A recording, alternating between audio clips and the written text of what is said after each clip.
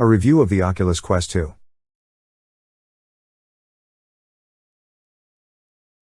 The Oculus Quest 2 has a number of small features that make a significant difference to the performance of this VR headset. It is lightweight, comfortable, and it is powerful enough to run impressively detailed virtual reality experiences. The Quest 2 is the best VR headset that Oculus has ever made. In our view, the Oculus Quest 2 is one of the best VR systems available for both beginners and seasoned VR enthusiasts alike. In fact, we would even say it's a must-have device if you're searching for one of the best VR headsets on the market that does not require the additional wires, huge cost, or hassle of a PC-based VR setup, such as the HTC Vive or the now discontinued Oculus Rift S. With the Quest 2, you can literally step inside the world of gaming, as well as access 360-degree video content and applications covering a broad range of genres. As the second version of the Quest headset line, the Quest 2 is a battery-powered, standalone headset that allows you to roam freely around your physical and digital play spaces without worrying about tripping over a wire. The new model has some notable differences, including a more responsive experience overall due to improved RAM and chip specifications. It also offers a higher resolution display, which is 50% sharper than its predecessor. In addition, with the Quest 2, developers can now make their games run at 90 Hz, which is important for improved comfort and more realistic gameplay, and the headset itself is noticeably lighter than before, with a doubled battery life. There are hundreds of independently sold games, and some free ones as well, available to use with the headset, including everything from shooting games to puzzle games, fitness apps to meditation apps. In other words, there's something for everyone, although quality and comfort will vary depending on what you watch and play. As mentioned, the Oculus Quest 2 also provides a social experience. Though many gamers will be put off by the recently introduced Facebook account requirement, the fact remains that the Oculus Quest 2 is excellent when playing with friends, whether you do that through online avatars, or in the same physical space using Google Cast. Quest 2 will feature an augmented reality pass-through. Oculus VR has announced its new pass-through API technology is now available for developers to test in the latest Oculus SDK build.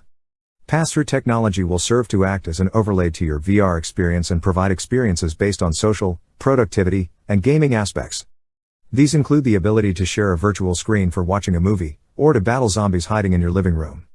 The Oculus Quest 2 is available in two models, one with 64 GB of storage, priced at £299, $299, 479 Australian dollars, and one with 256 GB for £399, $399, 639 Australian dollars. The Oculus Quest 2 is a headset worn on the head, much like a scuba mask. Where a scuba mask's window would be, you'll find a padded cavity that houses a pair of goggles that sit in front of a screen, allowing for 3D visuals. When the headset is linked to motion sensors and accelerometers, you can move your head and watch the motions reflected on the digital screen to the right, as if you were really there. Oculus Quest 1 used dual OLED displays, one for each eye, to create a resolution of 1440 by 1600. However, Quest 2 uses a single LCD panel, split to produce an 1832 by 1920 pixel resolution per eye. As for battery life, the Quest 2 offers the same 2 to 3 hour battery life as the first Quest, depending on what application you are using. That may not sound like much, but longer play sessions than that are unlikely to be comfortable. It can be difficult to set up a VR headset. There are a lot of wires to connect and external sensors to configure. Since all the processing and motion tracking are handled by the self-contained Oculus Quest 2 headset, getting into the game starts in just 5 to 10 minutes. In introducing the Oculus Quest 2, Oculus has pronounced doom to its tethered, PC-only headsets, including the Oculus Rift and Oculus Rift S. The company has stated that its headsets will now offer a combination of PC and mobile tethered play, rather than being just PC-centric. Providing both play scenarios through the Oculus VR headset line is an excellent choice by Facebook, as it reduces the amount of hardware it supports. However, as mobile VR now becomes the default for Oculus, not everyone has a gaming PC. After all, we hope that this does not dull the ambitions of developers. We don't want apps to reduce themselves to the mobile headset and ignore the more powerful made-for-PC experiences that can be delivered.